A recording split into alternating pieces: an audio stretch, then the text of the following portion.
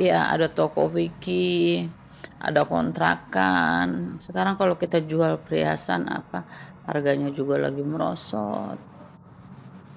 Udah banyak banget kendalanya. Ya sekarang saya jual mobil, jual apa, juga belum cukup. Jadi kan percuma aja. Sesen pun dia kurang sedikit pun dia nggak mau. Itulah yang kesedihan saya.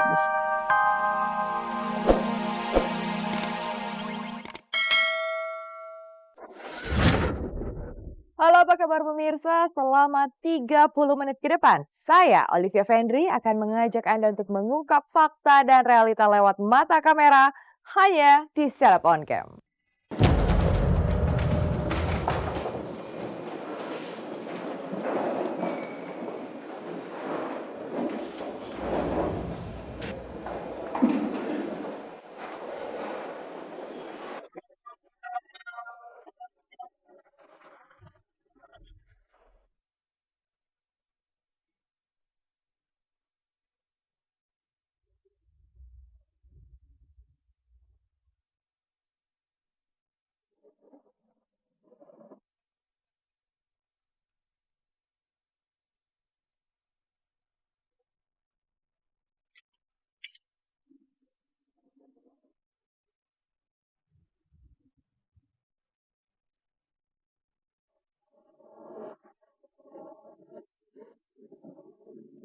Makan dulu jadwal daripada acara kita selanjutnya setelah ini selesai dan ditutup.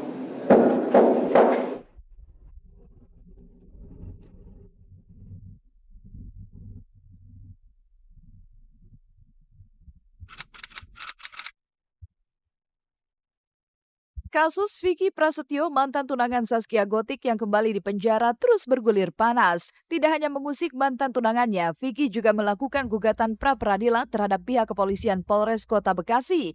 Pasalnya, Vicky menganggap penangkapannya saat ia baru saja bebas dari lapas sebagai tindakan melanggar hukum. Dan kemarin, sidang pertama gugatan pra-peradilan Vicky digelar di Pengadilan Negeri Kota Bekasi. Tapi sayang, di sidang tersebut Vicky tidak dihadirkan.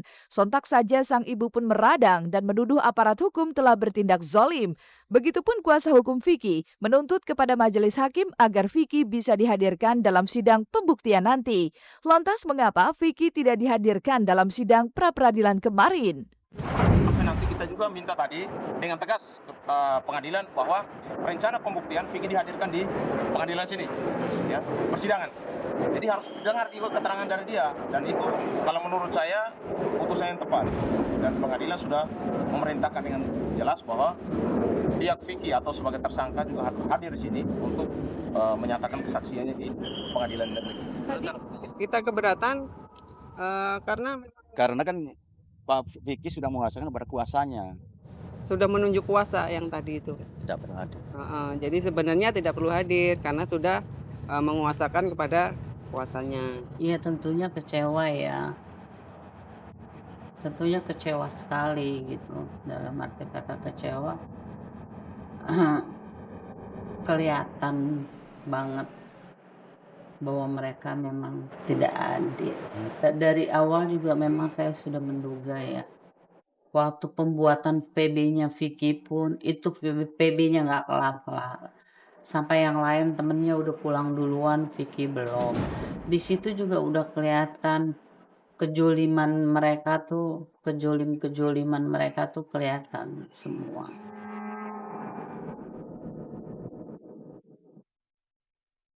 Sebagai pihak yang digugat Vicky, pihak kepolisian Kota Bekasi memang sengaja tidak menghadirkan Vicky Prasetyo. Alasannya karena Vicky sudah menunjuk pengacara sehingga segala sesuatunya bisa dilakukan oleh kuasa hukumnya. Tapi apa yang membuat kuasa hukum Vicky tetap ngotot berjuang untuk menghadirkan Vicky di ruang sidang? Dan akankah pihak Polres Kota Bekasi mengabulkan dan menghadirkan Vicky di ruang sidang?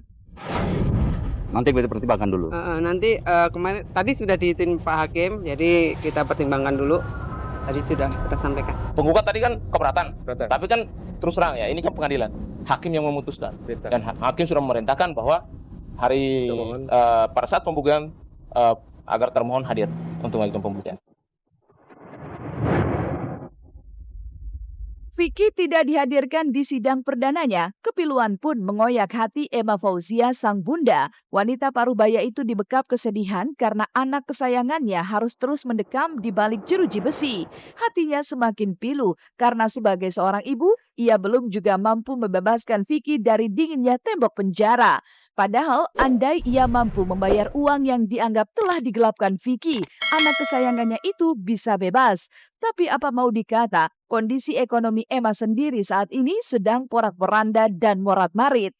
Emma bahkan rela menjual seluruh aset yang dimiliki demi membebaskan putra tercintanya. Saat ini yang saya sedihkan, saya belum bisa nebus Vicky. Sedih. Saya nggak ada keuangan untuk barter Vicky dari penjara.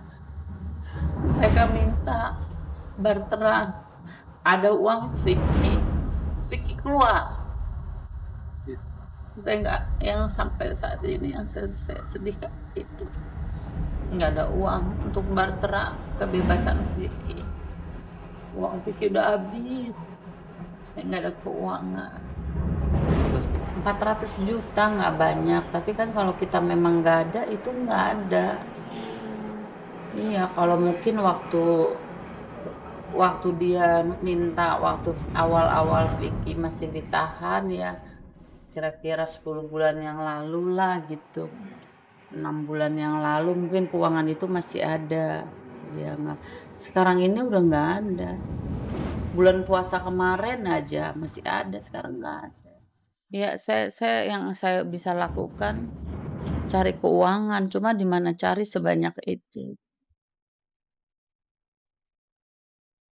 Maka inilah perjuangan akhir Emma Fauzia untuk membebaskan Vicky dari Hotel Prodeo. Segala aset yang dimilikinya mulai dari toko tempat ia biasa berusaha, beberapa kontrakan, hingga mobil pribadinya rela ia jual demi sebuah kebebasan.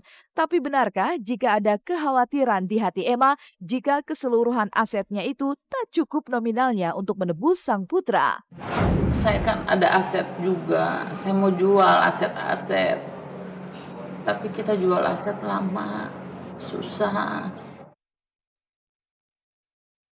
Ya ada toko Vicky, ada kontrakan. Sekarang kalau kita jual perhiasan apa, harganya juga lagi merosot.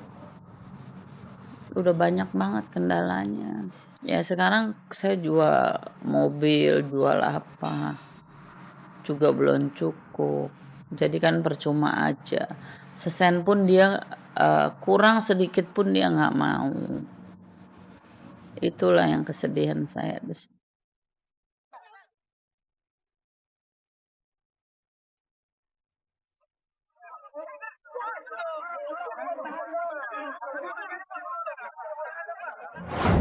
Enggak, itu cincin saya yang beli. Lillahi ta'ala, demi Allah Rasulullah saya yang membelikan cincin itu. Sama aku, kalau cincin sama aku ya. Sama aku cincin aku jual, aku kasih anak yatim.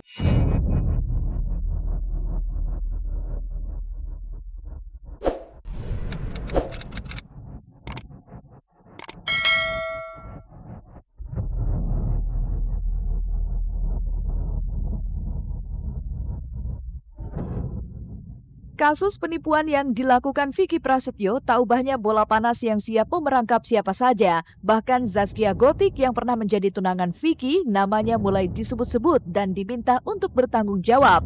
Pasalnya, beredar kabar jika Zaskia telah mendapatkan sebuah mobil mewah pemberian Vicky yang diduga uang untuk membeli mobil tersebut berasal dari aksi kecurangan yang Vicky lakukan.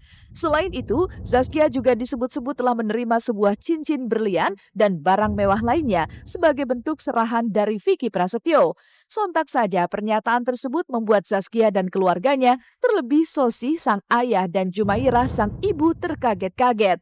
Namun apapun itu, yang jelas pihak penyidik Polres Kota Bekasi terus berupaya mengungkap kemana aliran dana hasil penipuan yang dilakukan oleh Vicky. Dan andaikan saja jika ditemukan dana mengalir ke Zaskia Gotik, maka mau tak mau pemilik goyang itik itu pun akan segera menjalani pemeriksaan. Kalau seseorang pun itu nanti ada aliran ya tentunya dari kita akan kita panggil, kita jadikan saksi. Tetapi pada sampai saat ini memang untuk aliran dana itu untuk berbisnis. Jadi belum ada aliran disampaikan di seseorang. Dia nggak ada aliran dana. Nggak ada aliran dana.